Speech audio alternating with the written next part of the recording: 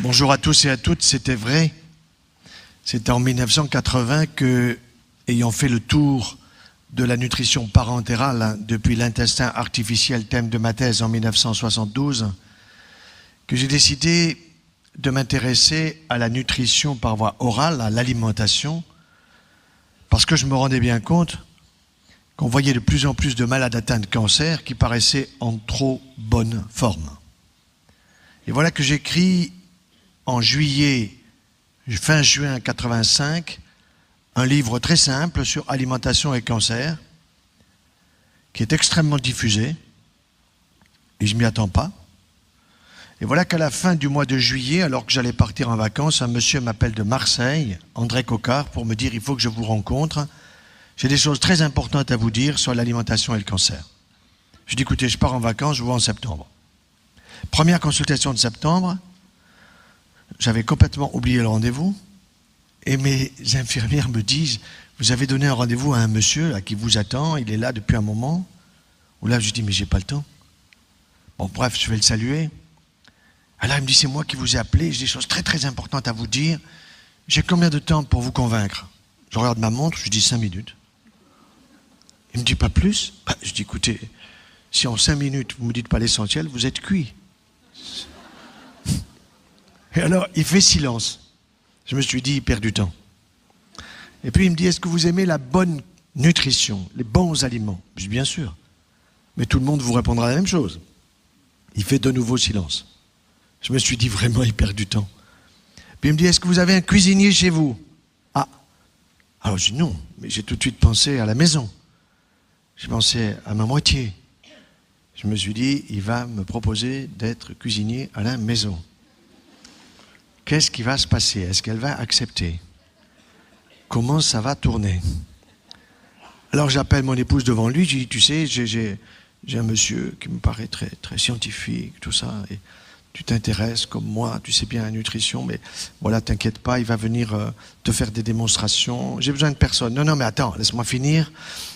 Écoute chérie, écoute, c'est important, c'est pour la recherche, c'est pour les malades. Bon, alors finalement, elle a accepté. Et puis, avant de nous quitter, il me dit, qu'est-ce que vous n'aimez pas? J'ai dit, j'aime pas tout ce qui est gras. J'aime pas tout ce qui sent pas bon. Elle me dit, c'est parfait. Et il me cite toute une liste d'aliments, effectivement, que je n'aimais pas.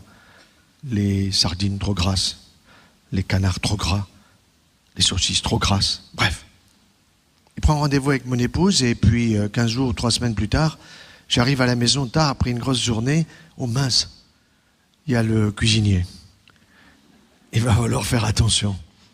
Et sur la table de la cuisine, je vois que des choses que je n'aimais pas. Je me suis dit, il a déjà perdu celui-là. Et puis il commence à me faire du baratin. Je dis, écoutez, je suis fatigué par la journée, je n'ai pas mangé à midi, on se met à table tout de suite. On va bien voir. Et puis, j'ai goûté. Les sardines que j'aimais pas, la saucisse que j'aimais pas, le canard que j'aimais pas trop gras. Ce n'était plus gras. Il m'a montré au fond du cuit-vapeur toutes les cochonneries, il n'y a pas d'autre mot, qui sont dans l'aliment et qui finalement, par la cuisson à la vapeur douce, le rendent en quelque sorte bio. Et là, j'ai compris. Il est resté quelques jours à la maison, mais surtout, je l'ai engagé immédiatement au laboratoire. Il est resté 9 mois chez nous. Pas plus de 9 mois, pourquoi? Parce qu'il s'est disputé avec mes chercheurs. Et vous savez, quand vous avez des chercheurs qui ont 25-30 ans, ils se prennent tous pour des futurs prix Nobel. Et ils pensent que toute personne qui a mon âge d'aujourd'hui, c'est un vieux con. Ils ne prennent pas conscience de l'expérience que l'homme peut avoir. André Coquart avait un cahier de presse monumental sur des brevets qu'il avait acquis dans tous les domaines de la science. Mais un jour, sa femme lui dit « Tu fais des choses pour les autres et rien pour moi. » Il se dit « Que puis-je faire pour ma femme ?» Elle cuisine pas trop mal. Il n'osait pas trop lui dire quoi. Alors il avait du pognon et il a décidé de faire le tour du monde pour aller voir comment on cuisait les aliments, parce que c'était ça le point clé qu'il avait mis en évidence. Il est parti partout. Il a observé. Et puis, rentré à Marseille, effectivement, il a créé un restaurant pour voir ce que les gens choisissaient, ce qu'ils laissaient dans l'assiette, ce qu'ils aimaient, ce qu'ils n'aimaient pas. Et c'est à partir de là qu'il a créé son vitaliseur, qui est devenu le vitaliseur de Marion. Et c'est le système le plus idéal qui soit pour pour la cuisson nécessaire à notre santé. Il n'y a aucun doute là-dessus. Nous l'avons testé au laboratoire. On a testé le cuit vapeur de Marion comparé à la cocotte minute, à mettre au plafond et en écrivant Napoléon III, 1884. On a testé le micro-ondes, on a testé tous les autres moyens de cuisson. Aucun n'a la qualité de celui-là pour aider l'aliment à donner le meilleur de lui-même. Donc pour nous. Alors ce qui se passe aujourd'hui dans notre société, c'est que les gens ne sont pas conscients. Parce qu'ils ne voient pas, parce qu'ils veulent toucher. Ils ne sont pas conscients que tout ce qu'ils consomment et qui passe au niveau de leur palais, le palais des saveurs, ils ne se rendent pas compte que tout ça, ça part dans l'organisme, mais que c'est génialement organisé. Ils ne le voient pas. Et même encore aujourd'hui, on découvre des enzymes dans la salive qui sont des enzymes du goût.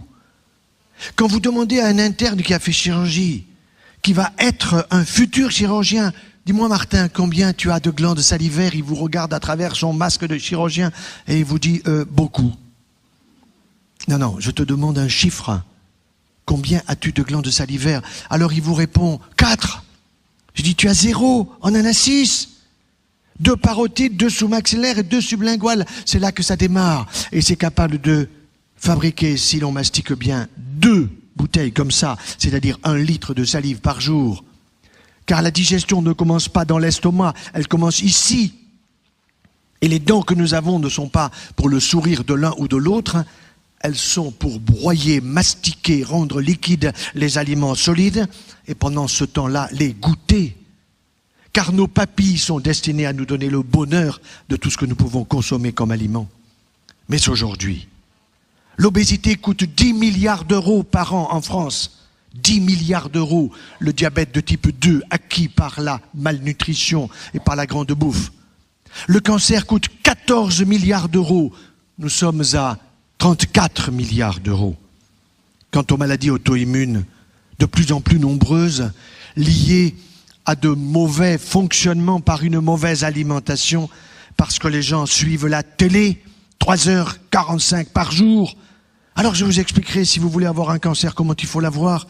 Je vous expliquerai comment vous pouvez avoir une maladie d'Alzheimer, un cerveau de veau le plus tôt possible.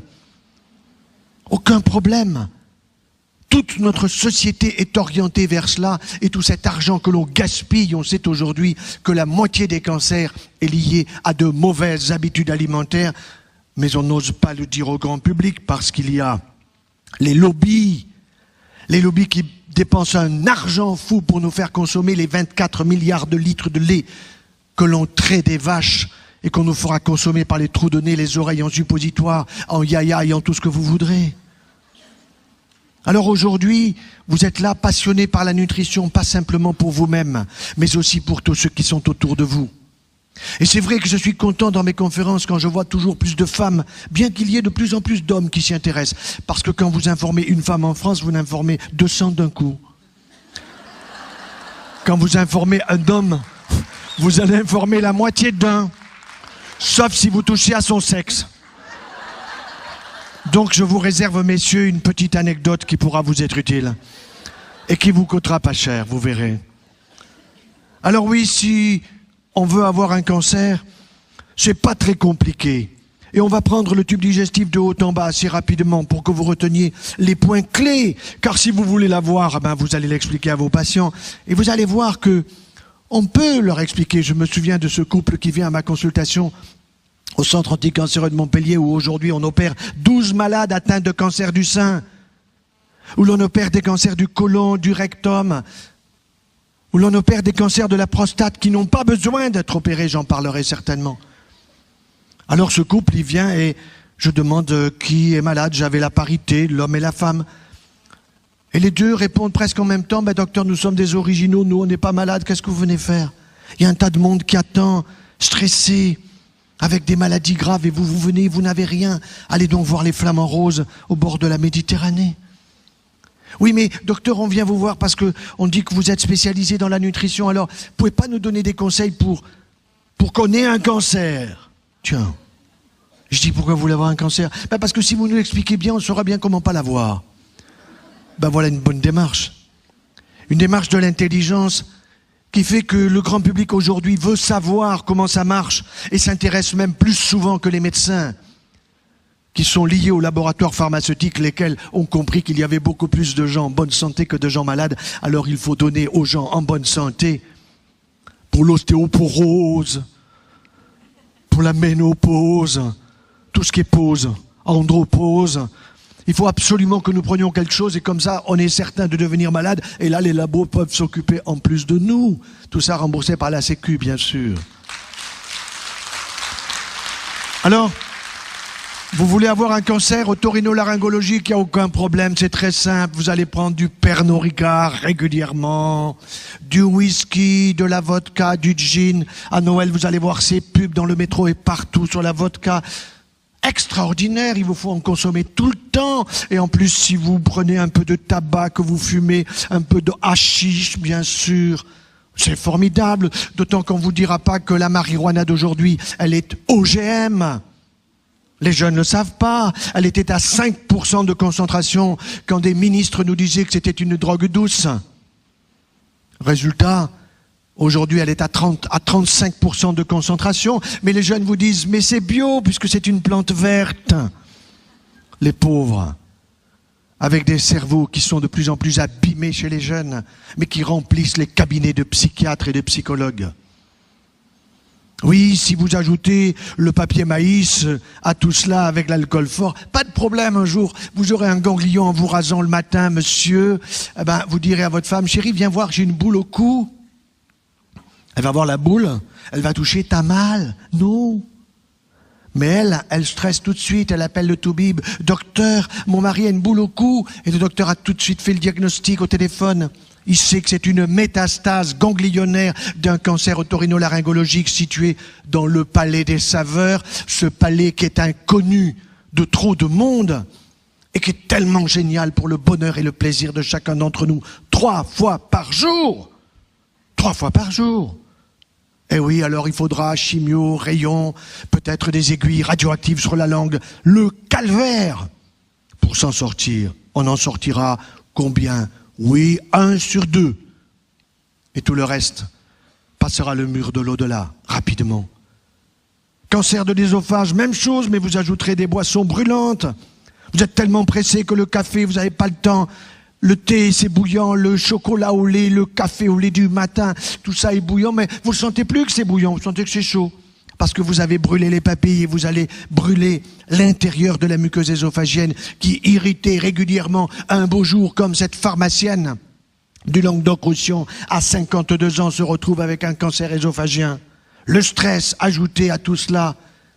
Est-ce possible d'avoir un cancer œsophagien qui va nécessiter 6 heures d'opération, chimiothérapie, radiothérapie? Quand on lui dit qu'elle aurait pu éviter tout ça, elle dit mais jamais personne me l'a dit. Et pourtant elle est toubib, elle est pharmacienne, elle est docteur, elle est scientifique. Elle ne sait pas les choses essentielles. Par contre, elle sait vendre ses médicaments quand les labos viennent lui bourrer la tête. De bêtises pour les malades et pour les bien portants.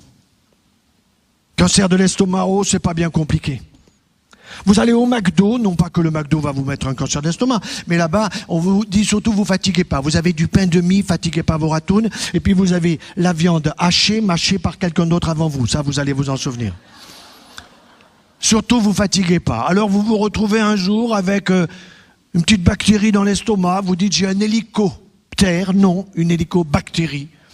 Une hélicobactérie qui est un petit rongeur qui va vous donner une inflammation gastriteux, et cette gastriteux, elle va continuer à vous enflammer, alors vous allez dire, ah comme ça me brûle, je vais prendre un peu plus de yaya, un peu plus de laitage, de lacti, merde, voyez ce que je veux dire?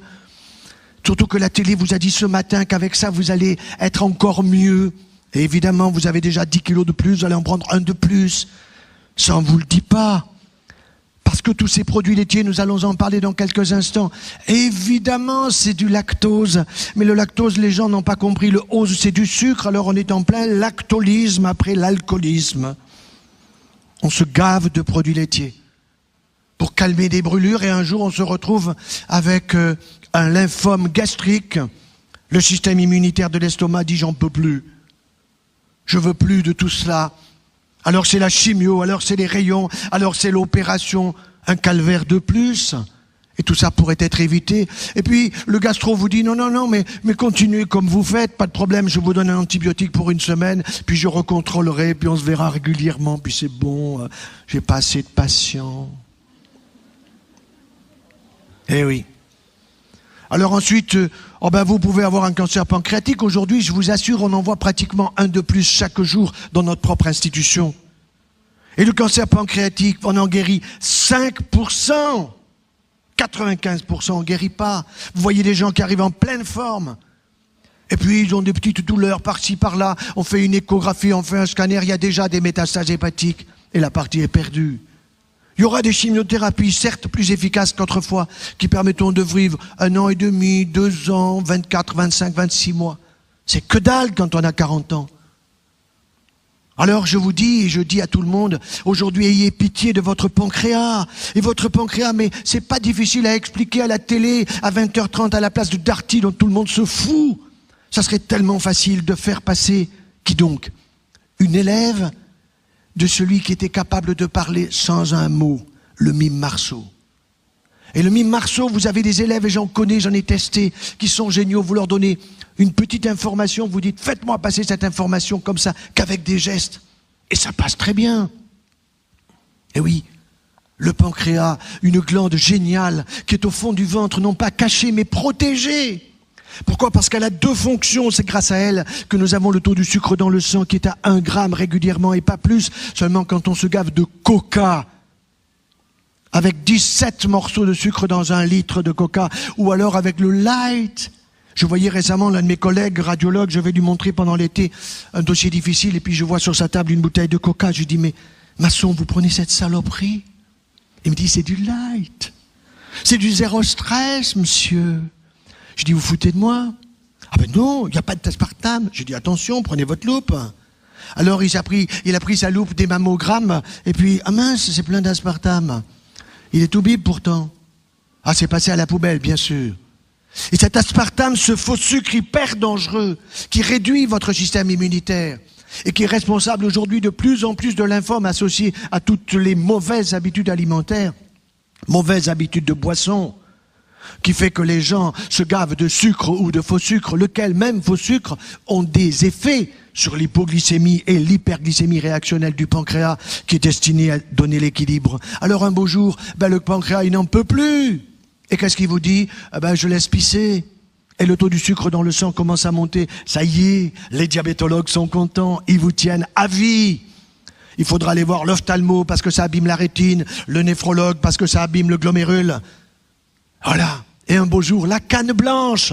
Mais tout ça, on ne vous le dit pas. Alors que si vous attrapez ce diabète au début, en changeant les habitudes alimentaires, vous supprimez les hypoglycémiants et même l'insuline, vous pouvez la réduire. Mais ça, il ne faut pas le dire. Ça n'intéresse pas les labos, il n'y a pas de pognon à gagner. Et la Sécu n'y connaît rien. Parce que vous avez des spécialistes qui sont à la Sécu, qui sont là devant des bureaux et des ordinateurs, qui n'ont jamais vu un malade, en dehors d'eux-mêmes, qui sont en potentiel, bien sûr. Alors, deuxième fonction pancréatique. Deuxième fonction pancréatique, oui, le pancréas, tout le monde le sait pas ou l'oublie, ou on veut pas le dire, mais il est capable de fabriquer, comme la salive, 1 litre de liquide pancréatique qui est destiné à quoi? À digérer les graisses, bien sûr. Les graisses cachées dans la viande rouge, à digérer les mayonnaises, à digérer tout ce qui peut être associé aux aliments et qui est gras. Mais quelles sont les graisses dangereuses? Les graisses cuites, trop cuites, bien sûr. Alors ces graisses trop cuites que l'on va utiliser ou manger, consommer, parce que le barbecue horizontal, qui devrait être supprimé parce que c'est un danger public, pour aller au barbecue vertical, de telle façon que quand les graisses tombent, elles ne tombent pas sur le feu qui les pyrolyse et qui crée des nitrosamines et des benzopyrènes toxiques et cancérigènes. Un beau jour, le pancréas qui n'en peut plus, lui aussi, il se met à chahuter, et voilà que les cellules exocrines, c'est-à-dire capables de fabriquer ce liquide pancréatique, elles se mettent à se multiplier d'une manière anormale, car une cellule pancréatique, elle est capable de vivre autour d'1 année. Les gens croient que parce qu'ils ont leur âge, leurs cellules ont leur âge. Mais non, nos globules blancs, ils vivent 7 jours. S'ils se mettent à vivre 15 jours, c'est une leucémie. Nos globules rouges, ils vivent 120 jours. S'ils se mettent à vivre 200 jours, ça va pas. C'est une maladie de Vaquez, c'est un cancer des systèmes des globules rouges. Les cellules de mon foie, si je ne l'ai pas intoxiqué d'alcool et de marijuana et de tabac, ils vivent une année. Donc, si j'ai 60 balais, eh bien mon foie, je l'ai refait 60 fois. Formidable. Et mon pancréas, autant de fois. Les cellules de mon intestin grêle, elles vivent 4 à 5 jours, pas plus. Mais si je prends la chimiothérapie, le tapis intestinal destiné à absorber tous les aliments qui est aussi grand qu'une surface d'un terrain de handball, eh bien oui, à ce moment-là, il est brûlé complètement. Alors ce sont des fuites digestives, c'est une malabsorption digestive et les gens sont en permanence fatigués par les chimiothérapies souvent abusives que l'on donne. Mais on va vous guérir. Laissez-nous faire, c'est nous qui sommes compétents et vous n'y connaissez rien. C'est faux. De plus en plus de grands publics sont capables de poser des questions intelligentes et il faut les écouter. Il faut s'asseoir en consultation pour écouter les gens et se rendre compte que très souvent, l'instinct, l'intuition, elle est juste chez le patient. Alors, cancer de l'estomac, vous avez bien compris, il faudra consommer autre chose. Il faudra bien mastiquer ces aliments, prendre des fruits, des légumes et des légumineuses et des fruits plutôt bio parce qu'ils ne contiennent pas de pesticides. Bien que si vous avez une pomme qui contient des pesticides, écoutez, vous allez la manger quand même après avoir fait tremper pendant la nuit quand vous dormez. Elle va bosser, elle va libérer les pesticides de sa peau, 80%. Le reste, vous les consommerez, mais pour éliminer les pesticides, on sait où ils sont maintenant. On les a cherchés dans le cerveau, dans le foie, dans les reins, dans les surrénales et partout. On les a pas cherchés là où ils étaient, sauf à la fin, dans le tissu gras sous la peau. Et oui, ce tissu gras sous la peau, il nous protège. Un petit centimètre, un demi-centimètre, mais il y en a qui en ont 10 centimètres. Et voilà. Alors on oublie qu'on a des émonctoires. Certes, il y a les urines, mais il y a aussi la sueur, la transpiration. Et on sait maintenant que quand on transpire, on élimine des choses qui sentent pas bon parce que ça, on sent pas bon, donc on va sous la douche. Ce sont les pesticides, insecticides et autres choses de l'agriculture conventionnelle qui sont lipophiles. Ils aiment le gras. Et donc, ils vont se stocker dans le gras en priorité. Et puis, quand ils ont bien stocké mon gras au-dessous de ma peau, ils vont se stocker dans le foie pour abîmer le fonctionnement de la plaque métabolique fondamentale de notre organisme, qui est la glande hépatique. Et puis ensuite, ils vont se stocker dans le cerveau. Alors c'est la joie, la tremblote de la maladie de Parkinson. Vous les voyez dans la rue, vous faites des diagnostics de Parkinson dans la rue, à la gare ou dans les aéroports. Celui-là, il est sous médicaments. Ou alors c'est l'obésité. Ou alors c'est la constipation. Que de constipés en France, mon Dieu! Vous avez vu les hommes et les femmes politiques aujourd'hui?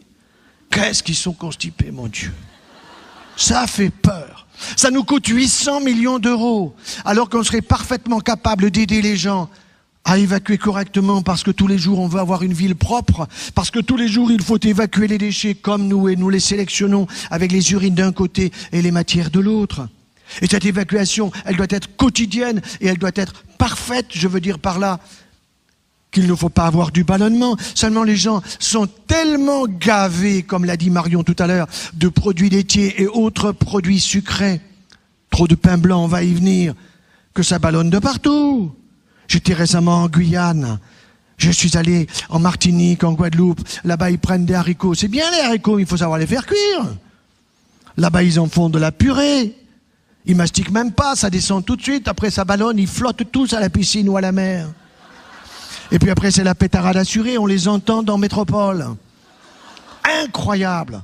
Tout simplement parce qu'on leur a pas appris, parce que la télé que les gens regardent, elle pourrait être géniale pour former les gens à une meilleure santé et faire des économies de santé extraordinaires. Alors oui, vous avez pitié de votre pancréas, mais vous me dites, docteur, j'aimerais avoir un cancer de l'intestin grêle. Ah, désolé, c'est difficile. Pourquoi c'est difficile, docteur? Eh bien, parce que l'intestin grêle, figurez-vous, je vous l'ai dit, il est très vaste au point de vue absorption, mais il est très long aussi, et puis ça circule beaucoup là-dedans. On en a 4 à 6 mètres. Ah bon? Chérie, tu as 4 à 6 mètres d'intestin, mon ami, là-dedans? Extraordinaire. Oui. Et ces 4 à 6 mètres, ça veut dire que ça circule beaucoup. Et il circule là-dedans 10 litres de liquide. 10 litres, docteur, mais je ne bois pas 10 litres. Non, vous les buvez pas, mais vous les fabriquez, vous allez voir comment. 1 litre de salive, 1 litre de liquide gastrique, 1 litre de liquide pancréatique, 1 litre de bile par le foie, j'en suis à 4, plus 1 litre par mètre d'intestin grêle, si vous en avez 5, ça vous fait 9 litres, plus 1 litre que vous buvez, ça vous fait 10 litres. Ah bon? Eh oui, à la sortie, vous avez 1 litre d'urine, grosso modo, et puis 3 fois rien au niveau des matières en liquide. sauf si vous avez le choléra. À ce moment-là, c'est la seule indication du Coca-Cola qu'il faut vendre en pharmacie, remboursé par la Sécu. Parce qu'effectivement, quand vous avez le choléra, vous avez ce qu'on appelle la courante, vous voyez ce que je veux dire? Et donc là, il faut prendre du sucre à fond la caisse. Donc d'un côté Coca et de l'autre la suite. Voilà, et là vous vous en sortez. C'est la seule indication du Coca-Cola. La deuxième indication, c'est pour nettoyer votre tapis. Vous avez remarqué, quand vous avez une tache, vous pouvez nettoyer le tapis. Voilà, là, il n'y a aucun problème. Ça sera efficace. Par contre, si vous voulez avoir maintenant un cancer du côlon, alors là, c'est chouette. C'est comme en politique. Vous avez le droit, le transverse, le modem, et puis le gauche, et puis le sigmoïde, vous voyez? Là, vous pouvez vous en prendre un quand vous voulez. Là, je vous aide, hein. Alors, c'est pas de problème. Surtout, jamais de fibres. Jamais le petit râteau pour nettoyer l'intestin. Et puis que ça constipe bien, que ça reste, que ça pullule. Putréfaction, pullulation. Oh, ça sent la sortie, aucun problème, hein. C'est pour ça que dans les toilettes, aujourd'hui, vous avez des pshhh permanents. L'air de Lozère, l'air d'Aveyron, vous les avez tous. Au citron, machin. Ben oui, bien sûr. Alors que ça ne devrait pas dépasser l'odeur d'un fumier végétal, provenant tout simplement d'un animal, c'est la même chose. Mais nous consommons que de l'animal et peu de végétal. Sauf que maintenant, il y a des végétaliens, alors ceux-là, c'est les talibans du végétal. Les talibans du végétal, ils ont tellement compris tout ça qu'ils disent, ça y est, j'ai tout compris, j'abandonne les animaux, c'est une religion, c'est la macrobiotique, etc. Et puis, que du végétal, alors ils sont fatigués, ils ont la libido dans les chaussettes, ils meurent avant tout le monde, ils coûtent la peau du cul à la sécurité sociale. Et non, il faut avoir une orientation végétarienne. Végétarienne, ça veut dire qu'on n'a pas peur de consommer des œufs, des bonnes cocottes, car le cholestérol jaune d'œuf d'un jaune liquide, c'est du bon cholestérol. C'est du bon cholestérol qui fait baisser le mauvais, qui fait baisser le LDL, qui fait monter le HDL, et on peut en prendre pratiquement, il y a encore une publication récemment, pratiquement un par jour, aucun danger. Alors, mollet, à la coque, au plat, mais liquide, c'est ça qui est important. Et l'albumine est essentielle, en particulier chez les personnes âgées. Vous avez remarqué que chez les personnes âgées, dans les maisons de retraite, ils ont tous un plumier. Les gosses savent pas ce que c'est un plumier, mais les vieux, oui, ils avaient un plumier à l'école. Ben maintenant, ils ont un plumier, lundi, mardi, mercredi, jeudi, et puis chaque jour, il est coupé. En toutes les 3 heures, vous prenez un truc. Et si vous n'êtes pas content, oulala, on va vous donner un médicament pour mieux dormir. Là, c'est légumes assurés. Voilà. Là, on en est là. Alors, je voudrais insister sur, au fond, 2 éléments importants dans notre nutrition d'aujourd'hui. Vous avez d'une part le problème des produits laitiers et d'autre part le problème du gluten. C'est vrai que les produits laitiers, on les a vus arriver progressivement et que lorsque nous étions enfants, on se souvient que on passait chez le vacher, on allait chercher comme Perrette sur sa tête avec son pot au lait. On allait chercher le lait, puis quand on rentrait à la maison, on le faisait bouillir, et puis il y avait la crème épaisse. On l'aimait ou on l'aimait pas, mais on en faisait des bonnes choses. Et cette crème épaisse, c'était quoi? Maintenant, on le sait. C'était les facteurs de croissance des produits laitiers qui étaient floculés en termes physiques, c'est-à-dire qui avaient perdu leur capacité d'efficacité sur notre propre corps. Mais c'était les facteurs de croissance qui étaient destinés au fils de la vache qui s'appelle le veau. Il y en a 3. IGF, EGF et TGF. Alors IGF, insuline growth factor, facteur de croissance insulinique, insuline pancréas, donc pour aider à la construction, à la croissance du système digestif de l'animal. TGF, transforming growth factor, qui est à dire destiné à transformer, donc facteur de croissance qui transforme le muscle, les articulations et les tendons de l'animal, pas les nôtres. Et puis EGF, épidermal growth factor, c'est-à-dire facteur de croissance épidermique de la peau qui permet au veau d'avoir effectivement une carcasse périphérique qui est la sienne et qui n'est point la nôtre. Et oui, nos mamans étaient géniales. Elles étaient géniales parce qu'elles savaient ce qu'elles faisaient en faisant bouillir, parce que elles faisaient que nous avions un lait qui était stérile, effectivement. Elles ne voulaient pas que nous attrapions la tuberculose entre guillemets bovine. Mais ce qu'elles ne savaient pas, nos chères mamans, c'est que en faisant bouillir le lait comme elles faisaient, elles supprimaient les facteurs de croissance, elles les faisaient exploser dans leur formule chimique. Aujourd'hui, ils n'explosent plus. Ils n'explosent plus. Parce que vous avez ces 24 milliards de litres de lait qui sont passés pour 98% à ultra haute température. Ça veut dire quoi? 3 à 4 secondes maximum à 130 degrés. Vous tuez les germes, mais vous ne tuez pas les facteurs de croissance. Alors j'ai saisi, c'était en 2009, au nom du mouvement familial que je représente sur toute la France, j'ai dit voilà, eh bien écoutez, les Français, les familles sont inquiètes par le nombre de maladies nouvelles qui apparaissent, par de plus en plus de cancers du sein, de la prostate, chez des gens de plus en plus jeunes. Et donc, est-ce qu'il n'y a pas une relation avec les produits laitiers? Donc, j'ai fait une saisine Cette saisine peut être refusée, elle a été acceptée, j'ai été convoqué, j'ai présenté devant des experts le pourquoi des questions que je posais. Et donc on m'a dit, ok, vous aurez la réponse dans 6 mois, j'ai attendu 2 ans et demi.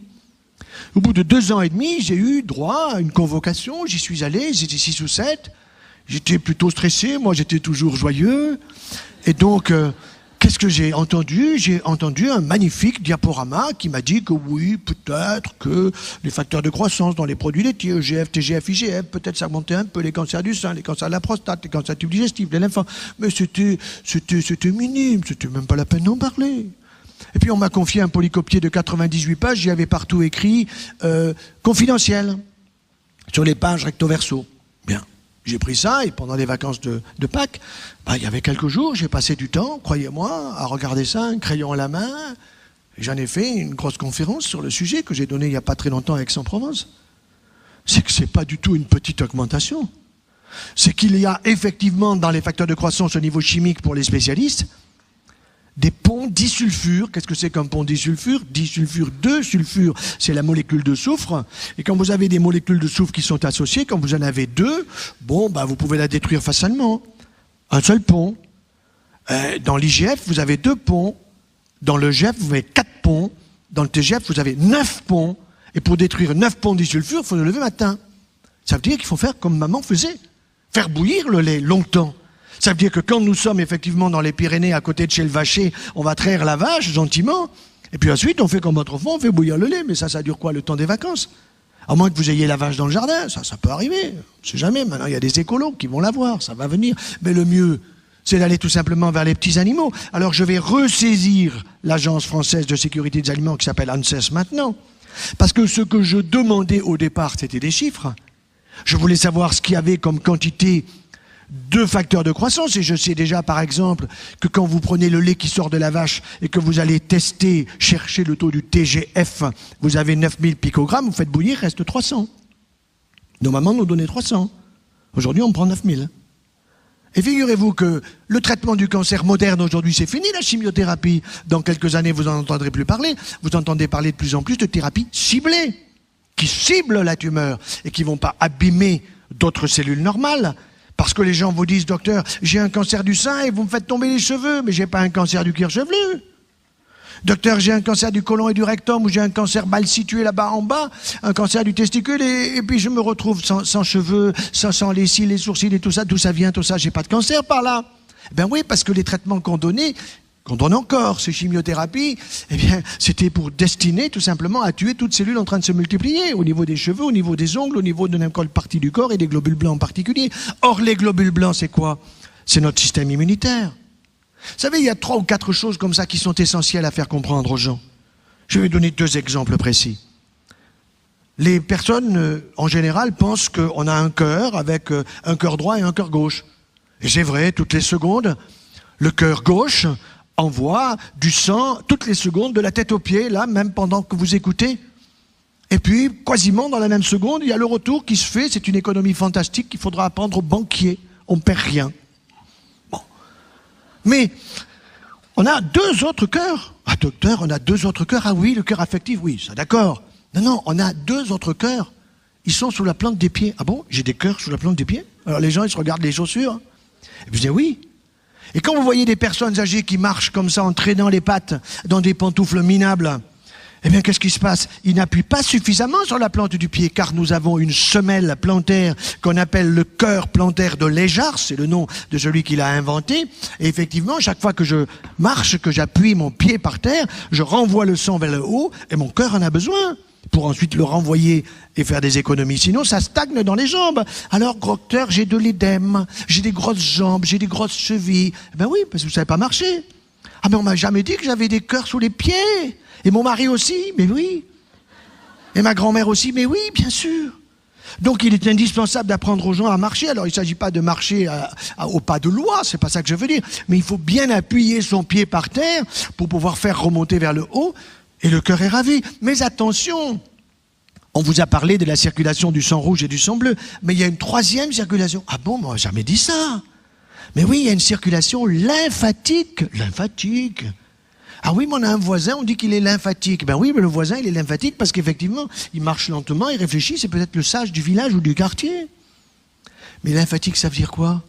Ben ça veut dire que nous avons une circulation lymphatique, effectivement, vous allez voir, qui est formidable. Et quand je suis en train d'opérer, ou que ce soit dans le thorax ou dans le ventre, j'enseigne mon interne, mes externes qui sont là, je dis, vous allez me décrire ce que vous voyez au bout de mon instrument. Et il me décrit une circulation serpentine très fine qui n'est pas plus grande que l'extrémité de ces mines de stylo. Et là-dedans, cette circulation, on voit du liquide qui est clair comme de l'eau, parfois un petit peu blanchâtre, un petit peu troublé, et que l'on peut rendre toute blanche. Toute blanche, comment faites-vous? Oh ben, il suffit tout simplement de faire prendre une bonne consommation d'un produit gras comme du beurre, 100 grammes de beurre la veille, et le lendemain, tout le système lymphatique, il est envahi de tissu gras. Ah bon? C'est-à-dire qu'il devient blanc. Et c'est comme ça que, dans les années 70-80, il y avait une petite intervention chirurgicale qui consistait à aller chercher ce qu'on appelait la canne blanche. On allait chercher une petite canne blanche ici, dans la région susclaviculaire gauche, parce que c'est l'arrivée du système lymphatique. Il y a une petite crosse, comme cela, et cette crosse, pour bien la voir, eh bien, pour bien la visualiser, on donnait aux patients la veille 100 grammes ou 150 grammes de beurre. On était sûr qu'on avait une canne blanche impeccable. On pouvait la disséquer, on pouvait même la cathétériser pour récupérer quoi? Du liquide lymphatique. Et dans le liquide lymphatique, qu'y a-t-il? Il y a des lymphocytes. Ah, lymphocytes, c'est quoi? Ce sont des globules blancs. Et ce qui est formidable, c'est que des globules blancs, vous en avez autant de familles que vous avez de marques de voitures, Peugeot, Renault, Citroën, Chrysler et tout le reste. Seulement, ces marques de voitures, elles font toujours la même chose. Tandis que là, ces familles de cellules lymphocytes, vous avez des tueurs, vous avez des helpers, des killers et des helpers, c'est-à-dire ceux qui aident et ceux qui tuent des bactéries ou des virus, qui sont utiles à notre propre protection. On parle de l'immunité parlementaire, qui permet de faire n'importe quoi. Mais nous avons une immunité qui ne permet pas de faire n'importe quoi. Il faut que nous fassions attention, que nous soyons conscients de cette immunité. Si vous avez par exemple un panari au niveau du pouce, vous avez fait diagnostic, vous dites j'ai un panari, vous n'avez pas besoin du tout, ben, si, vous allez le voir pour qu'il vous soigne. Docteur, j'ai un panari sur mon pouce droit. Oh ben oui, il est d'accord, il ne va pas toucher, sinon il vous fait hurler. Par contre, il va vous examiner les selles, il va vous examiner le coude, il cherche des ganglions, et quand il palpe le ganglion dans la région axillaire, du même côté que le panari, il est content parce qu'il dit le système immunitaire de monsieur ou de madame fonctionne, ça bloque le staphylocoque qui ne va pas passer dans le sang pour donner une septicémie. Formidable. Et vous pensez que c'est difficile à expliquer? Moi, j'explique ça à des gosses dans les écoles. Ils sont fascinés, ils arrivent à la maison, mamie, papy, ils expliquent. La transmission peut se faire à l'envers maintenant, des plus jeunes aux plus anciens. Mais c'est très important de bien faire comprendre ce système immunitaire parce qu'il est lié à notre alimentation. Alors vous avez bien compris que si vous avez des facteurs de croissance qui viennent des produits laitiers en plus du lactose en excès, d'abord le lactose, vous allez en faire quoi? C'est du sucre. Comme vous avez dépassé la nécessité dont votre corps a besoin parce que vous n'êtes pas tellement bûcheron, parce qu'en général on passe pas mal de temps dans le fauteuil, parce qu'on ne se fatigue pas trop, il ne faut pas trop fatiguer notre corps. Moyennant quoi il est fatigué. Ça c'est formidable, c'est la dame qui vient vous voir, vous l'examinez, vous la tranquillisez, et puis elle vous dit docteur, vous pouvez voir le dossier de mon mari? Bien sûr madame, montrez-moi qu'est-ce qui se passe. Il est tout le temps fatigué. Et qu'est-ce qu'il fait? Rien. Voilà, ça c'est formidable. Il ne fait rien et pourtant il est tout le temps fatigué. Je vois le diagnostic tout de suite. Ah, je me marre là. Alors voilà, voyez docteur, j'ai poussé mon docteur quand même. J'ai pu obtenir qu'il fasse une échographie. Le mari est là, mais laisse donc le docteur tranquille, tu as bien vu que l'échographie elle est normale. Seulement le monsieur, lui, il a lu que la conclusion. La conclusion qui dit il n'y a pas de tumeur, tranquille. Madame, elle lit tout. La grosse différence entre l'homme et la femme, on veut tous nous mettre au même niveau. Vous avez vu comme c'était fabuleux tout à l'heure. Cette parité de l'homme et de la femme en train de jouer de la musique, et bien là c'est la même chose. La femme elle lit tout, docteur. Il y a écrit que mon mari il a une stéatose hépatique, ça veut dire quoi? Il a le foie gras. Ah bon? Mais c'est pas une oie mon mari. Non mais madame il fait mieux que les oies. Les oies il faut les gaver, mais votre mari lui, comme il est fatigué, c'est biscuit, whisky. Exact. Biscuit, whisky. Et donc le 1 gramme d'alcool, 7 calories, 1 gramme de sucre, 4 calories, on en fait quoi? Du gras. Et le gras, il va où? Il va se stocker dans le foie. Parce que le foie, quand il a stocké en glycogène pour 2 jours et demi de réserve, au-delà de ça, il y en a trop, il fait du gras. Et c'est le foie gras, c'est comme ça qu'on gave les oies et qu'on a du bon foie gras à Noël. Ah oui, d'accord. Et alors, mais mon mari, il a des gamma GT élevés. Et le docteur, il avait craint. C'est comme ça que j'ai pu obtenir qu'il fasse un scanner ou une échographie. Ben oui, mais les gamma GT élevés, ça veut dire que son foie, des transaminases du foie, il lui dit, ça va pas. Il lui dit, ça va pas. Là, on est dans le monde invisible et pourtant, on a des critères. Alors, vous expliquez ça au monsieur, vous essayez de lui expliquer gentiment, parce que, évidemment, sa femme le lui disait depuis longtemps, mais quand c'est vous qui le dites, il vous écoute davantage. Mais il faut le revoir. Alors, 3 mois plus tard, il revient, il a un taux de gamma-GT qui s'est normalisé. Mais il faut plus de temps pour supprimer une stéatose hépatique, hein. Alors, ça me rappelle, quand un jour, je suis allé dans le Périgord pour voir un de mes frères, je lui ai dit, fais-moi connaître un éleveur de foie gras. Ah ben parce que c'est bon, on achètera pour la famille, pour les fêtes, c'est sympa. Et puis cet éleveur de foie gras, je l'ai suivi toute une journée. Et voilà que le soir, on a fait un bon repas, on a pris du sauterne, on a pris du foie gras, c'était super sympa en famille, avec la famille de l'éleveur. Et puis, c'était vers 11h30, minuit, il me dit, je vais voir mes oies. Tu vois ? Je dis, lui, il va voir ses oies le soir, et moi, je vais voir mes malades. Je peux vous accompagner? Bien sûr, docteur, venez avec moi, vous allez voir, c'est formidable. Et puis je suis allé voir ses oies, il en avait sélectionné une dizaine qui étaient là, comme ça. Il leur palpe le foie. Il me dit, celle-là, demain matin. Celle-là, ça sera demain après-midi. Celle-là. Et il palpait le foie chaque fois. Il était content parce qu'il le palpait, son foie. Et moi, quand je vais voir les malades, je leur palpe le foie aussi. Mais c'est pas pour la même chose.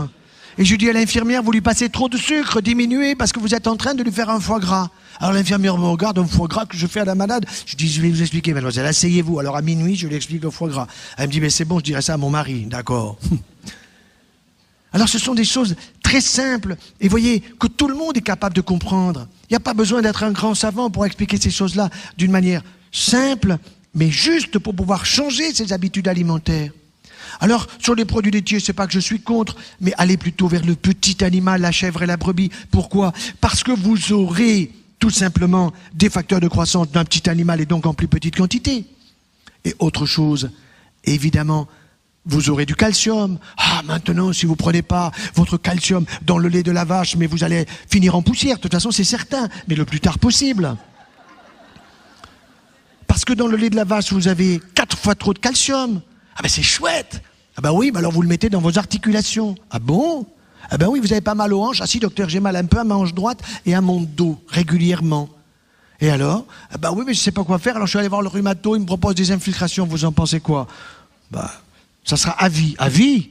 Ou alors on va vous donner, comme cette malade qui arrive me voir un jour et qui marchait comme si elle marchait sur des œufs. Elle se met là devant moi, elle s'assied, elle enlève ses chaussures minables et je vois des doigts de pied avec des articulations interphalangiennes qui étaient rosées, qui étaient inflammatoires. Évidemment, elle avait mal. Je dis, mais pourquoi vous venez me voir? Moi, je suis chirurgien cancérologue, vous n'avez pas un cancer? Vous avez une polyarthrite rhumatoïde? Il me dit, oui, je suis allé voir mon docteur, il m'a dit, va voir le rhumato, ma chérie. Alors, je suis allé voir le rhumato, il m'a dit, madame, c'est une maladie à vie. Première poussée, quel âge vous avez? 32 ans. À vie. Et alors, j'ai dit au docteur, mais qu'est-ce que c'est le traitement? Ben voilà, vous allez avoir des anti-inflammatoires pour supprimer la douleur. Mais comme ça va vous brûler un peu l'estomac, vous aurez un traitement pour éviter la brûlure de l'estomac. D'accord? Et puis ensuite, vous allez avoir du méthotrexate. Comment ça s'écrit? M-E-T-O, etc. Elle écrit tout ça. Elle s'en va, toute penaude. Elle rentre chez elle, elle prend l'ordinateur. Méthotrexate, traitement du cancer. J'ai pas un cancer. Anti-inflammatoire, ça fait des brûlures à l'estomac, ça fait des hémorragies, mais je veux pas de ça. Et puis elle continue à surfer, puis elle voit alimentation, 3e médecine, un bouquin d'un type qui s'appelle Jean Seignalé, Montpellier. Oula, elle dit, il faut que je le voie. Elle apprend qu'il est plus de ce monde, et puis elle voit qu'il y a un type qui a un nom de clown, qui a fait la préface. Alors elle vient me voir, c'est comme ça qu'elle est arrivée. Elle me dit, mais vous me conseillez toi, puisque vous avez préfacé le bouquin, vous savez bien ce qu'il faut dire. Eh ben, madame, c'est très simple, en arrivant chez vous, vous ouvrez le frigidaire. Oui, je vois. Et alors vous prenez le beurre, le yaourt, le fromage, le lait, les crèmes glacées, les béchamels, pchit, à dégager. Ah bon? Vous prenez le pain, les pizzas, les pâtes, les viennoiseries et les biscuits, pchit, à dégager. Mais il me reste quoi? Ben, il vous restera que vous allez remplir le frigo avec des bonnes choses. Vous y mettrez des bons poissons, de la viande blanche, vous y mettrez des bons fruits, des bons légumes, et si possible bio. Vous allez être copain avec l'agriculteur qui est le premier acteur de votre santé, madame. Ah bon? Le premier acteur de ma santé, mais c'est mon docteur. Mais non, madame, c'est pas votre docteur, c'est le dernier, le docteur. Le premier, c'est l'agriculteur, le deuxième, c'est vous, le troisième, c'est le docteur. Alors oui, le problème du pain, pourquoi vous me virez tout ça, docteur? Moi, je veux comprendre. Alors, je lui ai expliqué les facteurs de croissance. Je lui ai dit, en plus, si vous voulez avoir un cerveau de veau, formidable. Ah ben oui, justement, ce matin, en partant de chez moi, je ne savais pas où j'avais mis mes clés. Ça commence. Le nombre de gens qui perdent la mémoire, oh là là, mais c'est effrayant. Pourquoi? Parce que c'est la région de l'hippocampe. Et savez-vous que vous avez 2 zones du cerveau absolument fabuleuses où vous pouvez multiplier les neurones? Formidable. Le bulbe olfactif, c'est-à-dire la zone antérieure du cerveau. Vous avez le lobe olfactif à droite et à gauche qui permet de sentir les bons plats, les bons fruits, les bons légumes. Vous prenez une pomme bio, elle sent la pomme. Vous prenez une pomme pas bio, elle sent que dalle. Ça change tout. Or, nous devons stimuler notre système olfactif. Nous pouvons multiplier les neurones dans le système olfactif si nous le stimulons. Et quel est le premier signe de la maladie d'Alzheimer? C'est l'anosmie. Et l'anosmie, c'est quoi? Je ne sens plus les odeurs. Même quand ça sent mauvais, je ne sens pas. Ben oui, ça c'est vrai. C'est pour ça qu'il y a tous les petits dans les toilettes, vous comprenez? Pour les suivants. Voilà. Alors, la deuxième zone, c'est l'hippocampe. Et je me souviens qu'en première année de médecine, j'avais 17-18 ans comme mes copains. Et puis notre prof de cytologie, il nous donne le cours sur les neurones. Formidable. Il commence en disant, les petits, vous n'avez pas encore 20 ans, mais à partir de 20 ans, vous allez perdre 20 à 30 000 neurones par jour. Ouh là là. Quand je l'ai vu, je me suis dit, qu'est-ce qui doit lui rester à lui? Je ne suis pas allé lui dire ça à la sortie, bien sûr. Je suis allé le voir, je dis, maître, mais vous avez dit qu'on perdait des neurones, mais moi je suis plutôt de nature économe et je voudrais bien les garder, mes neurones. Il me dit, petit, tu les perdras. Ah bon? Mais qui c'est qui a dit ça? Il me dit, c'est un prix Nobel. Ah oui, quand on a dit prix Nobel, on a tout dit. Non, mais quel prix Nobel? Il me dit, Ramón y Cajal, 1906, Madrid. Je vais aller vérifier, il avait raison. Mais Ramón y Cajal, aujourd'hui, il se ferait planter en première année de médecine. Il s'est planté. Il n'a pas eu le prix Nobel que pour ça. Il le méritait pour d'autres choses. Mais ce qui est sûr, c'est que nous sommes capables de multiplier les connexions neuronales dans l'hippocampe, qui est la zone de la mémoire. Mémoire immédiate, mémoire d'hier, d'avant-hier et de la guerre de 14, que votre grand-père vous a raconté. Eh oui. Alors c'est pour ça que quand je suis avec mes petits-enfants, je me régale parce que je prends les fables de La Fontaine et puis je les réapprends. Alors un riche laboureur sentant sa mort prochaine fit venir les enfants, leur parle. Ah, ils se disent, mais il est pas si con que ça, le vieux. Il apprend encore. Mais oui, mon petit, on apprend tout le temps. Et si tu apprends pas dans ton cerveau toute ta vie, tu t'en souviendras à 100 ans, tu n'arriveras jamais à 150. Parce que l'objectif, c'est au moins de faire comme Moïse. Il est arrivé à 120, il avait ses yeux, ses oreilles, ses dents. Et puis le Créateur lui dit, mais non, ça suffit. Un bisou, on dégage. Voilà. Mais il faut viser 120. Nous devons vivre dans avec la tête sur les épaules, avec les pieds dans les bottes. Ça veut dire qu'il faut avoir une activité physique. Il faut avoir une activité physique et il faut bien s'alimenter. Alors j'en viens à ce sujet capital qui est évidemment le gluten. Docteur, vous n'allez pas m'empêcher de manger du pain. C'est des gâteaux, je me régale, je ne pourrai jamais m'en passer. Eh bien si, mais il faut que je vous explique, parce que si vous ne comprenez pas, vous ne pouvez pas prendre le bon chemin. C'est quoi le gluten? Le gluten, c'est la protéine du froment. Il y a la gliadine, un peu plus spécialisée. Et on sait que cette gliadine, eh bien, par exemple, c'est une protéine qui, quand on en prend trop, le rein ne l'aime pas trop. Il y a des néphropathies au gluten, des néphropathies à la gliadine. Et on voit de plus en plus de cancers du rein liés à une consommation excessive, non seulement des produits facteurs de croissance, des produits laitiers dont j'ai parlé de vaches, mais aussi liés à la consommation excessive de pain blanc en particulier. Or, le pain blanc se comporte comme du sucre. Ça veut dire que si vous prenez 100 grammes de sucre Saint-Louis ou 100 grammes de pain blanc, grosso modo, la courbe du sucre, l'index glycémique est la même. Index 100. On en prend beaucoup trop. Alors il faut aller peut-être, docteur, vers le pain complet. Oui, c'est déjà mieux. Mais le problème, c'est que le pain d'aujourd'hui n'est pas celui d'autrefois. Moi, quand j'étais petit, maman nous disait, petit, 11h30, va chercher le pain chez le boulanger. On se disputait avec les frères et sœurs pour y aller. Pourquoi? Parce qu'elle était sympa, la boulangère. Elle nous donnait quelque chose de sympa. Et puis quand on revenait, le pain était croustillant, ça sentait bon. On le coupait, on mettait les doigts dans les trous du pain. Aujourd'hui, il faut une aiguille pour mettre un trou de pain. Pourquoi? Parce qu'il y a trop de gluten et pas assez de levain.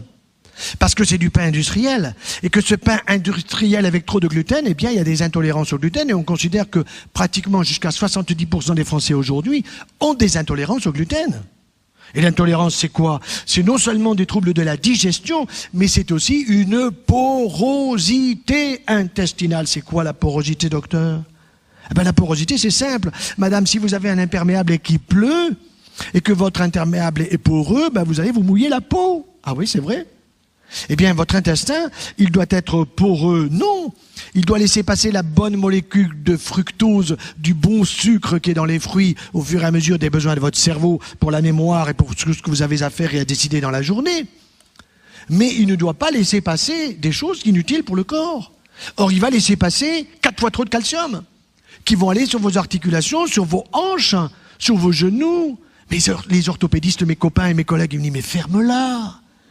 Mais laisse-les. Nous avons des prothèses d'épaules, de genoux, de hanches. On est en train de mettre les poignets au poing et les doigts. Mais c'est fabuleux. Laisse-les. On se les fait en or, mon vieux. Et non, je suis pas d'accord. Je suis pas d'accord et je vais vous donner un exemple très personnel. Mon frère aîné, qui a un an et demi de plus que moi, se retrouve avec une coxarthrose bilatérale et douloureuse. Je l'envoie à un collègue, un excellent collègue chirurgien. Il me dit, écoute, ton frère, il a les deux hanches qui sont foutues, il souffre beaucoup. Il faut lui mettre une prothèse à droite, une prothèse à gauche. Je l'opère si tu veux dans un mois, pas de problème. Je vais le voir avec l'opération et mon frère était là sur son lit. Il me dit, tu sais, les chirurgiens, vous êtes encore merdants quand même. Il y a des tuyaux partout, tout ça. En plus, la kinésithérapie. En plus, dans 6 mois, il faut que je recommence. Je dis, mais tu veux vraiment te faire opérer de l'autre hanche? Il me dit, mais tu as une solution pour éviter ça? Je dis, bien sûr. Mais laquelle? Il faut que ta femme écoute la mienne. Ah bon? Tout simplement. Il faut que tu bouffes pas comme tu bouffes, parce que c'est ça, il bouffait. Il se gavait de produits laitiers dès le petit déjeuner, la tartine de beurre, il ne pouvait pas s'en passer, c'était la religion. Le café au lait ou le chocolat au lait, pareil. Depuis la petite enfance, ça lui rappelait quand on jouait aux billes. Mais tu arrêtes tout ça. Ah bon, et je prends quoi? Tu prends du thé vert, ou tu prends du thym et du romarin, ça te réveillera, tu seras en pleine forme, tu pèteras le feu, tu vas pisser clair. Ah oui, parce que moi, elles sentent, voilà, cherche pas. Et puis tu vas arrêter tout simplement tous les produits laitiers, tu vas aller vers la chèvre et vers la brebis. Ah bon? Mais ça a trop de goût. Justement. Et comme ça a du goût, tu seras rassasié. Par contre, si tu prends du fromage du fromage blanc, t'as bien vu, ta femme, elle a dans les fesses son fromage blanc. Elle me dit, t'as raison. Eh oui. Alors, vous voyez, on arrive avec de l'humour à faire passer des messages.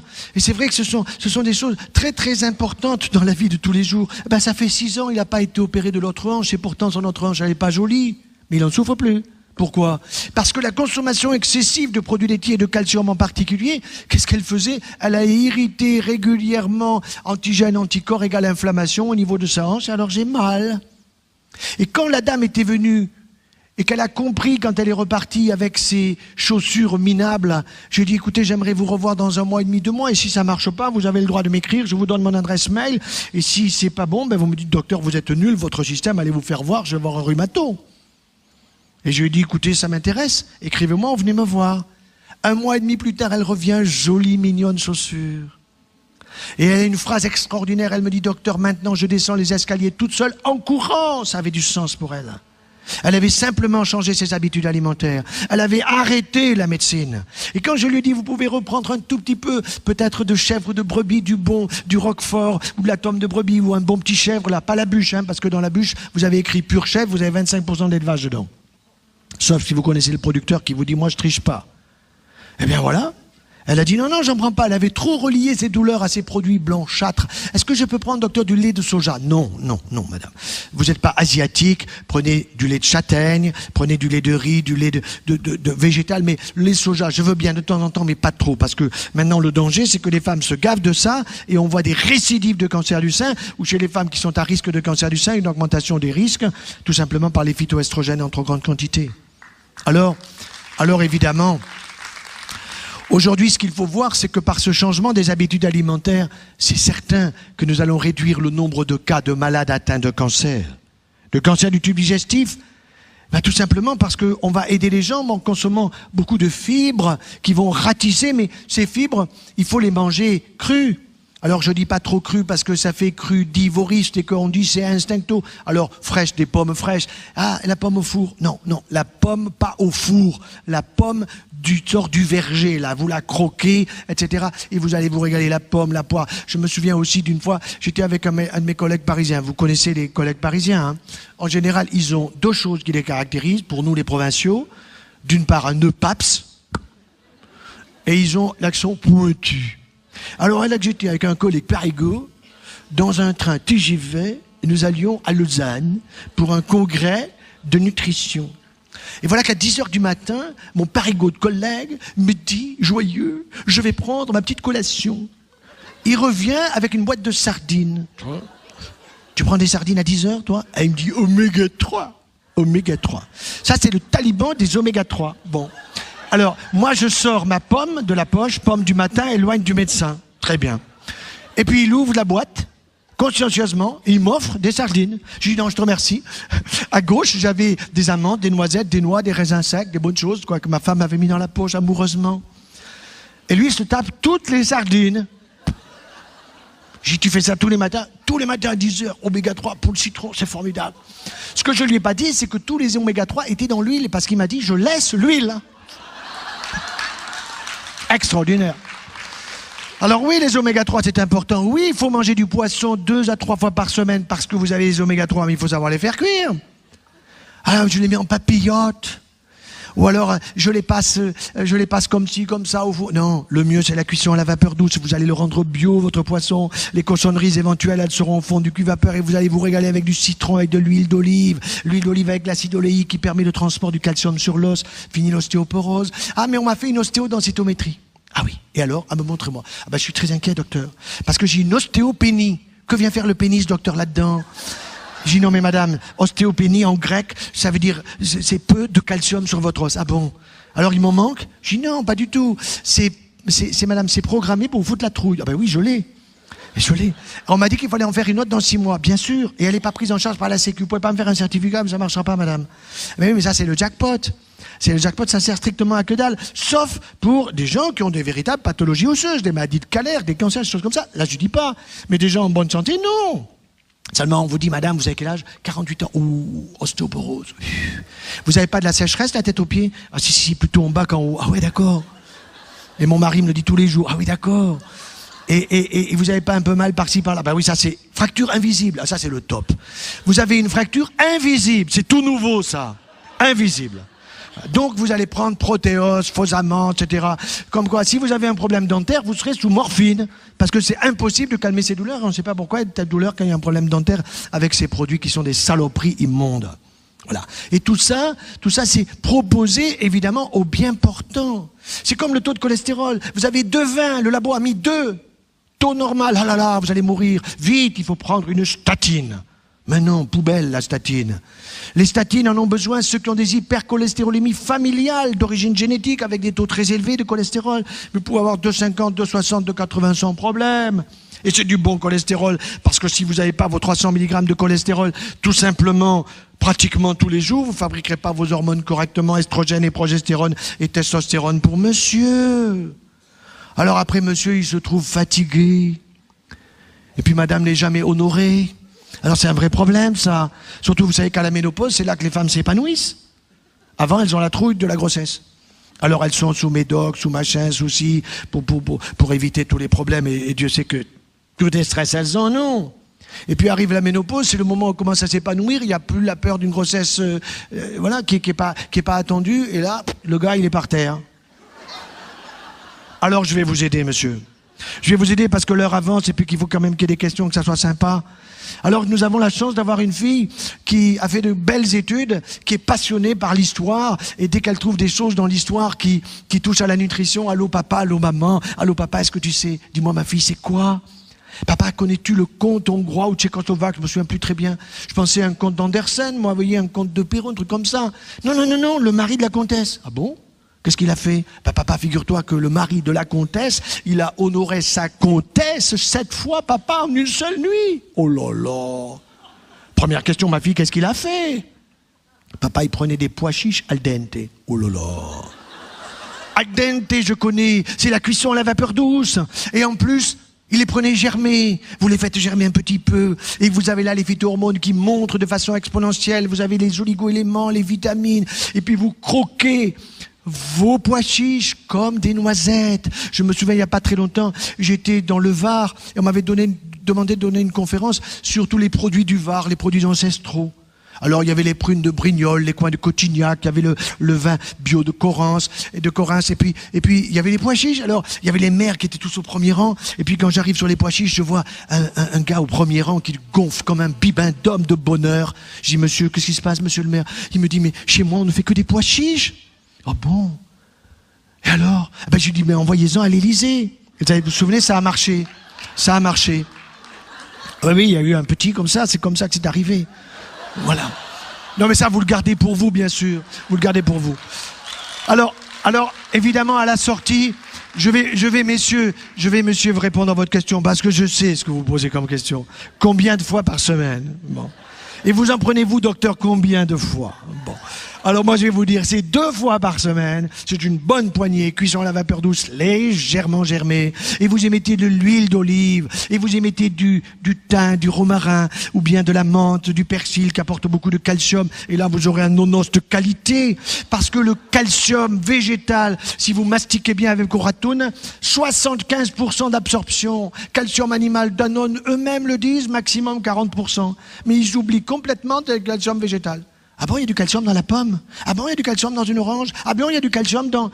Mais attendez, les vaches, vous avez vu les vaches boire du lait? Sinon, elles sont folles, hein. Elles bouffent que de l'herbe. Elles bouffent que ça. Alors ça, c'est des choses qui sont passionnantes. Donc, éviter la porosité intestinale, ça veut dire quoi? Eh bien, désolé, à la maison, on a arrêté le gluten. Et pourtant, je n'ai pas de véritable, je dirais, intolérance, personnellement en tout cas. Mais j'ai changé ma vie. Et c'est tellement mieux. Avec quoi? Le pain des fleurs. Et le pain des fleurs, ce sont des tartines ou des galettes de sarrasin, de quinoa ou de châtaigne. Alors, je change tous les mois. Et là-dessus, je mets du bon miel. J'ai écrit un bouquin qui s'appelle Le miel et le chirurgien. Alors, c'est extraordinaire tous les produits que les abeilles nous donnent. Le miel. Je me souviens d'été dernier, vous savez, on a des petits-enfants, on en a maintenant 8, on en attend encore 2. Et alors, la petite Élise, la question du matin pendant les vacances, est-ce qu'Élise a fait sa nuit? Alors évidemment, Élise n'avait pas fait sa nuit, donc elle avait emmerdé son père, sa mère, ses frères, ses sœurs, les grands-parents, tout le monde. Alors j'en ai eu marre, j'ai dit, Élise, vous me la confiez. Moi, je m'en occupe. Donc ça veut dire que le soir, après qu'elle ait pris son petit repas, j'ai pris ma petite Élise, petite fille dans mes bras, et je lui ai dit, Élise, elle avait 6 mois, je vais t'expliquer tout pour que tu fasses un gros dodo.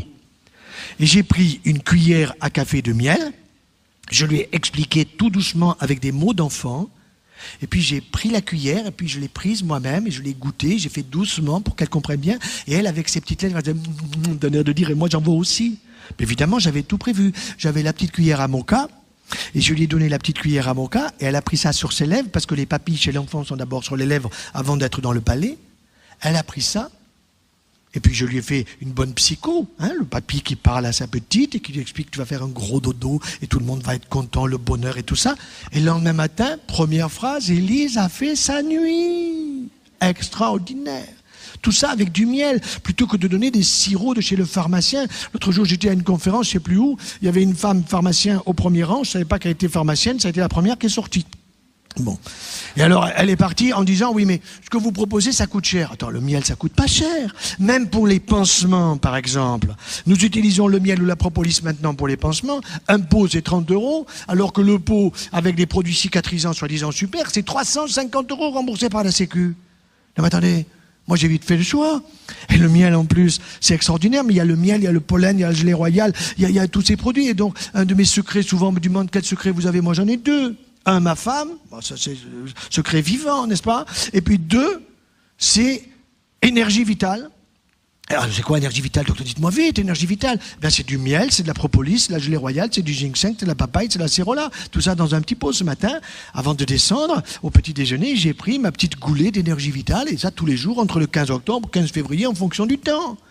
Et dès qu'il y a un peu de grippe, alors on vous dit attention, vous avez la H1N1, H2N2, enfin vous savez, ça va être H3N3 cette année, il faut vacciner tout le monde.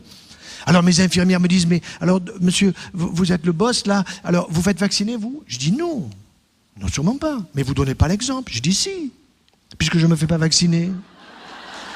Alors, elles me disent, mais monsieur, vous faites quoi? Ben, je prends de l'énergie vitale. Ah c'est quoi? Alors toutes, elles se sont mises à l'énergie vitale, et dans mon service, il n'y a pas eu d'absence, il n'y a pas eu de grippe dans les services à côté, il y a eu des absences, il y a eu des grippes, elles étaient toutes vaccinées. Alors ils ont fait passer le message, cette année personne ne sera vacciné. Vous voyez, c'est comme, il y avait de l'aspartame là, pour leur petit café, petit déjeuner, tout ça. J'ai foutu ça en l'air. Je leur ai expliqué, elles ont compris, c'est terminé. Le Nutella, vous avez vu, on leur a fait la fête récemment. Ben ça marche. Parce que moi, je vais vous donner la formule, hein. Il y a du chocolat, il y a du sucre, il y a du beurre, il y a des cacahuètes, il y a tout ce qu'il faut dedans. Et puis à la fin, il y a du carbamide. Alors il faut vous expliquer, alors quand j'explique ça à mes infirmières, c'est quoi monsieur le carbamide?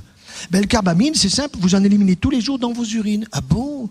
Alors quand on a fini de préparer le chocolat, il faut faire pipi dessus, ben voilà. Et là, vous avez du Nutella, plus Évidemment de l'huile de palme, hein, parce qu'on pense à vous, parce que ça permettra d'avoir un taux de cholestérol qui monte, de prendre des statines, etc. Vous voyez, ça c'est formidable. Tout ça, c'est à laisser à la poubelle. À la poubelle. De la même façon que pour cuire les aliments, il n'y a aucun doute là-dessus, il faut aller vers la cuisson à la vapeur douce, tout à la vapeur douce. Et là, vous allez avoir une alimentation que vous pourrez bien digérer, vous aurez moins de ballonnements, vous aurez des évacuations tout à fait normales, et vous serez dans une forme éblouissante, et vous allez stimuler votre hippocampe pour éviter l'Alzheimer, et vous n'allez pas avoir des douleurs articulaires pour aller chez le rhumato, et vous n'aurez pas besoin d'aller chez le médecin. C'est vous qui serez votre propre médecin, car, souvenez-vous de ce qu'Hippocrate a dit, que ton aliment soit ton médicament. Il a dit ça 500 ans avant notre ère, à un moment où lui, il était un grand observateur, il n'avait même pas un stéthoscope, mais il posait son oreille sur le dos du malade, comme j'aime le faire encore aujourd'hui, avec une fine serviette pour écouter ce poumon qui respire, avec une observation du malade par rapport au bien portant. Il n'y avait pas Internet. Il n'y avait pas le CNRS et l'INSERM, mais cet homme avait vu lui-même déjà, dans des livres fabuleux, il avait vu tout ce qui était nécessaire pour notre santé. Et plus récemment, souvenez-vous de Jean Rostand, ce célèbre biologiste, qui disait une phrase également formidable, « Vaut mieux un bon menu qu'une ordonnance ». Alors ainsi, si tous les gens, si tous les Françaises, les Européens se mettent à mieux manger, il faudra s'occuper des Américains, des Anglais aussi. Vous avez vu en Angleterre, ils ont une reine avec un palais. Mais vous avez mangé chez eux déjà? Vous savez ce que... Non mais c'est quelque chose d'effrayant. Alors oui, il vaut mieux un beau menu qu'une ordonnance. Et ainsi, nous ferons des économies de santé. Et ainsi, les 15 milliards de déficit de la sécurité sociale se réduiront progressivement. Il faudra du temps. Il faut 10 ans, 15 ans, guère plus. Ça va très vite. Nous sommes déjà en 2012 et en 2020, on nous promet 2 millions d'Alzheimer. Eh bien non, nous ne le serons pas. Il ne faut pas suivre les publicités des télés. Il ne faut pas suivre les publicités des radios. Si, c'est formidable. C'est tout ce qu'il ne faut pas acheter, c'est ce qu'ils vous présentent.